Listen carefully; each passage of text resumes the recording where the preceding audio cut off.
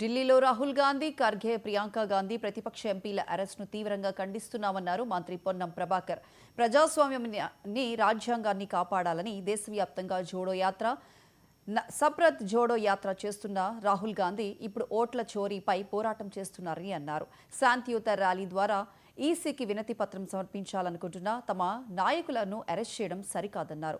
ఇది అప్రజాస్వామిక చర్య అంటూ దీనికి బీజేపీ మూల్యం చెల్లించుకోక తప్పదని మండిపడ్డారు మంత్రి పొన్నం.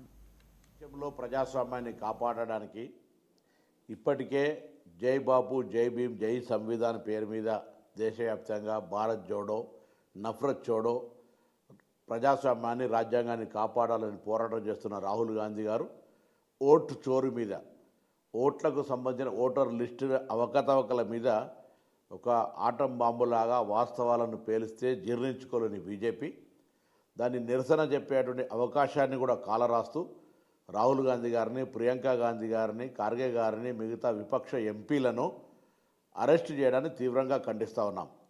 ఇది అప్రజాస్వామిక చర్చ, అప్రజాస్వామికమైనటువంటి చర్య.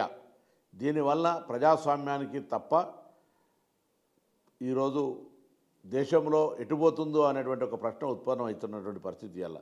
కాబట్టి వెంటనే వాళ్ళందరినీ విడుదల చేయడంతో పాటుగా నిరసన చెప్పుకునే హక్కును, లేదా రాహుల్ గాంధీ గారు లేవనెత్తిన అంశాల మీద సరిదిద్దుకునేటువంటి కార్యక్రమం చేపట్టాలి తప్ప అణిచివేత, ప్రజాస్వామ్యానికి విఘాతం కల్పించే పనులు చేయడం ద్వారా గొప్పగా మేమేదో విజయాన్ని సాధించడం అనుకుని రాక్షసానందం పొందడం సరికాదు.